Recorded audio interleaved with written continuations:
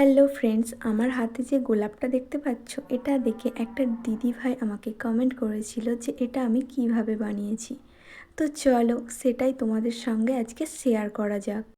প্রথমেই আমি 3টি মোমবাতি নিয়ে নিয়েছি, আর নিয়ে নিয়েছি একটা চামচ, আর লাগবে আমাদের ভেসলিন। তোমরা ভেসলিনের বদলে তেলও ইউজ করতে পারো। এবার দেখে নাও গোলাপটা কিভাবে তৈরি করতে হবে। প্রথমেই ভেসলিন নিয়ে আমি চামচের উল্টো দিকটায় লাগিয়ে নিয়েছি। একটা একটা পাপড়ি বানানোর আগে কিন্তু এরকম প্রত্যেকবারই ভেসলিন লাগিয়ে নিতে হবে। এবার আমি মোমটা ভালো করে গলিয়ে নিয়েছি। তারপর এই চামচটি মোমে একবার ডুবিয়ে তুলে নিতে হবে।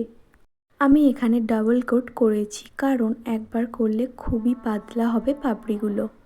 এরপর চামচটা মোম থেকে তুলে কিছু মুহূর্ত আমরা অপেক্ষা করব। যখনই মোমটা হালকা হালকা শুকিয়ে আসবে, তখন আরেকটি হাত দিয়ে আমরা হালকাভাবে টেনে নেব চামচটা, আর এরকম পাপড়ি তৈরি হয়ে যাবে। তারপর আমরা একটা একটা করে এই গোলাপের পাপড়িগুলো তার সঙ্গে অ্যাটাচ করে দেব। এইভাবে আমি অনেকগুলো পাপড়ি বানিয়ে গোলাপ তৈরি করলাম। এটা কিন্তু অনেকটা ধৈর্যশীল কাজ, কারণ মোমটা বারবার বসে যাবে। আশা করি সবাই বুঝতে পারলে আমি এই গোলাপটি কিভাবে বানালাম। তো চলো আজকের মতো এখানেই শেষ। দেখা হচ্ছে নেক্সট ভিডিওতে, আর অবশ্যই জানিও এই গোলাপটি তোমাদের কেমন লাগলো। ওকে, বাই।